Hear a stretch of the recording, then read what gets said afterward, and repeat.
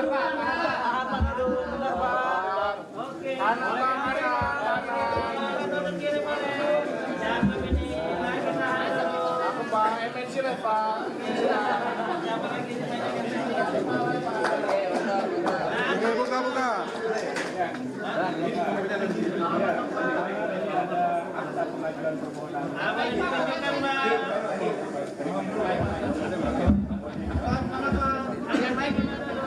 Ada yang kami registrasi hari Senin, Pak. Ada nomor perkaranya. Baik, silakan.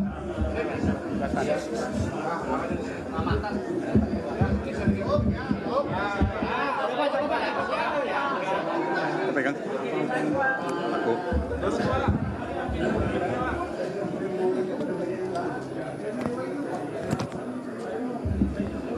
Saudara-saudara sekalian, terima kasih sudah lama menunggu. Tapi alhamdulillah pendaftaran permohonan PHPU Paslon 03, Pak Ganjar dan Pak Mahfud sudah selesai. Dan nomornya adalah,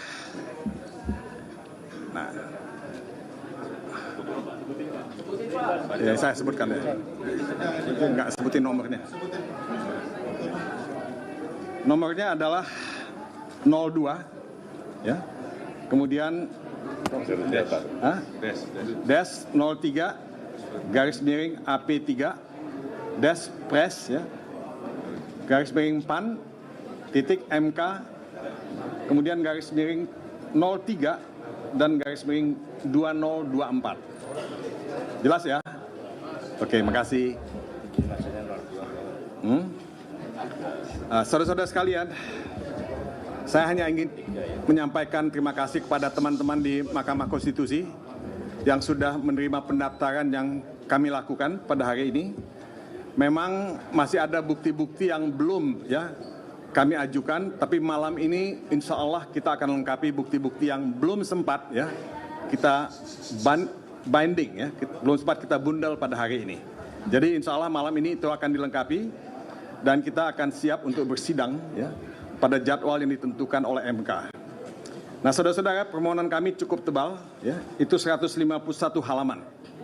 Ya, itu belum disertai dengan, belum termasuk bukti-bukti, ya, dan lampiran yang lain. Ya. Tentu ada posita seperti biasa, ada petitum. Nah, saya hanya ingin menjelaskan beberapa hal secara sangat umum, karena secara detail nanti akan kita sampaikan pada persidangan di MK nantinya. Pada intinya, seperti juga sudah diungkapkan di media, kami meminta diskualifikasi kepada pasangan Paslon 02 yang menurut hemat kami ya telah didaftarkan dengan melanggar ketentuan hukum ya dan etika. Dan itu sebetulnya sudah dikonfirmasi oleh MK-MK dan terakhir oleh DKPP. Ya, tapi saya tidak ingin detail mengenai hal ini. Saya hanya ingin memberikan semacam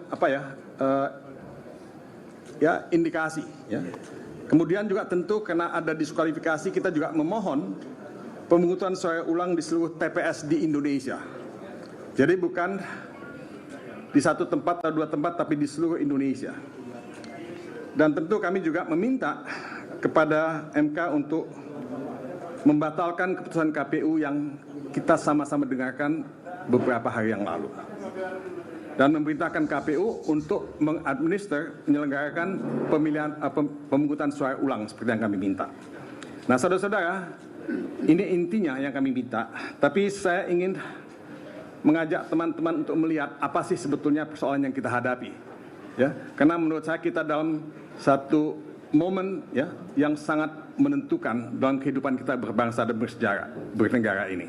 Kita ini mau membawa bangsa ini kemana? Kita ini mau membawa negara ini kemana? Demokrasi itu penting, supremasi hukum itu penting, konstitusi itu penting, dan kita tidak ingin itu diinjak-injak. Kita tidak ingin itu dilanggar. Ya, nah kita melihat asal muasal ini semua adalah nepotisme. Sekali lagi saya ucapkan nepotisme yang membuahkan abuse of power, penyalahgunaan kekuasaan yang terkoordinasi. Ya. Nah, ini yang menjadi inti dari persoalan kebangsaan dan kenegaraan yang kita hadapi ini.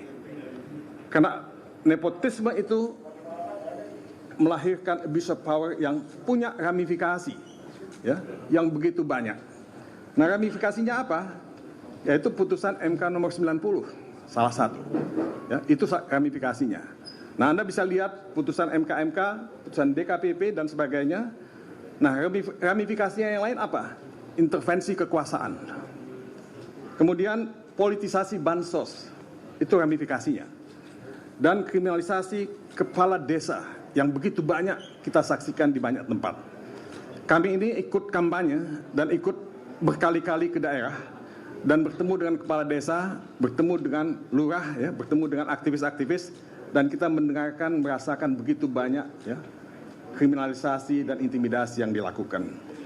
Nah, saudara-saudara, ini hanya sebagian dari apa yang kami muat dalam permohonan kami.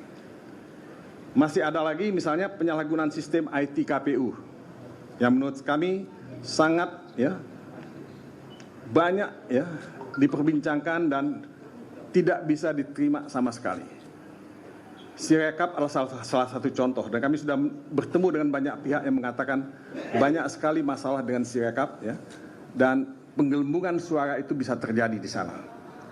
Ada lagi isu masalah DPT bermasalah. Tapi sekali lagi saudara-saudara, saya tidak ingin mengungkapkan itu semua.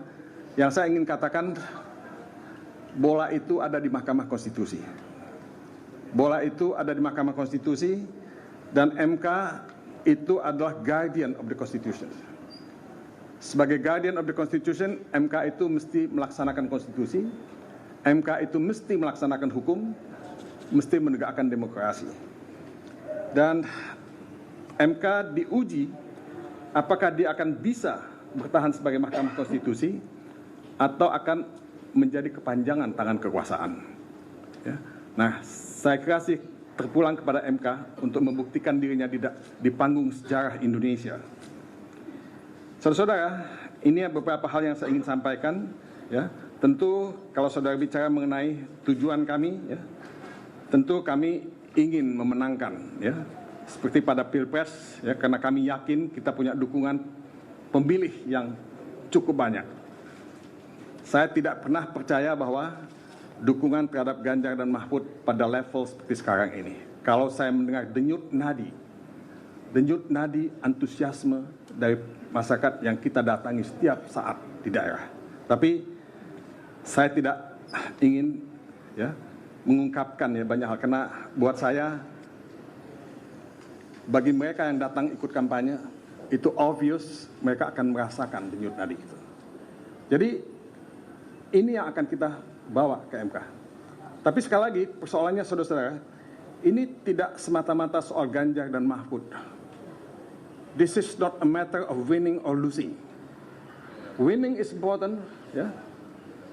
Losing, we are willing to lose kalau itu fair, kalau itu adil. Karena asas pemilihan umum kita itu kan langsung, umum, bebas, rahasia, jujur, dan adil.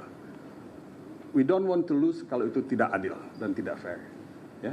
Jadi saudara-saudara, buat kami pertaruhan yang paling besar dari apa yang kita lakukan di MK ini adalah bagaimana kita menyelamatkan demokrasi, bagaimana kita menyelamatkan masa depan negeri ini, bagaimana kita menyelamatkan Indonesia.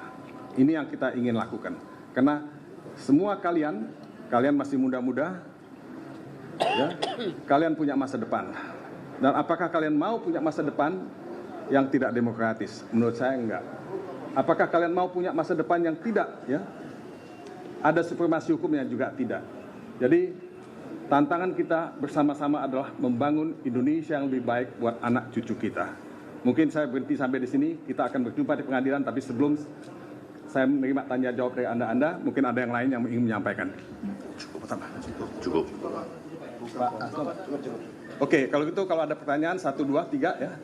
Setelah itu kita akan buka puasa nih. Tapi nggak apa-apa, 1 atau 2. Silakan. Udah cukup ya? Oke, makasih ya. Makasih.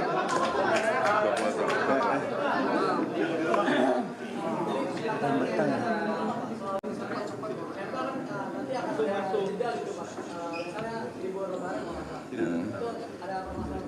Saya kasih nggak ada masalah. Memang sudah ada jadwalnya pada MK ya. Saya sudah diberitahu bahwa putusan MK itu akan dibuat pada tanggal 22 April. Pada tanggal 27 itu sidang pertama, 27, 28, 29, 30, ada 31 nggak? Ya? Kemudian tanggal 1 ya. Setelah itu tanggal 16, 17, 18, dan setelah itu tanggal 22. Kalau saya tidak salah. Ya. Oke? Soal saksi Pak, saksi disiapkan dari mana saja dan sebelumnya kan di konten juga Bapak sempat menyebutkan kalau ada intimidasi kepada saksi-saksi. Nah bagaimana dari tim background ini mungkin apa ya, menyiapkan perlindungan untuk para saksinya? Saksi itu kita dapat dari banyak daerah, ya, bukan hanya Jakarta. Jumlahnya itu mungkin sekitar 30 ya, dan ahli kita ada sekitar 10. Ya. Jadi ya, kalau Anda tanya bagaimana melindungi saksi-saksi, ya tentu tugas kita semua, terutama aparat keamanan untuk melindungi saksi-saksi. Karena saksi-saksi tidak boleh diintimidasi, tidak boleh ditekan. Ya. Dan saya minta semua pihak untuk bekerjasama melindungi saksi. Ya. Kami akan menjaga saksi kami tentunya, tapi siapapun tidak boleh intervensi terhadap saksi-saksi. Terima kasih. Cukup. Nanti.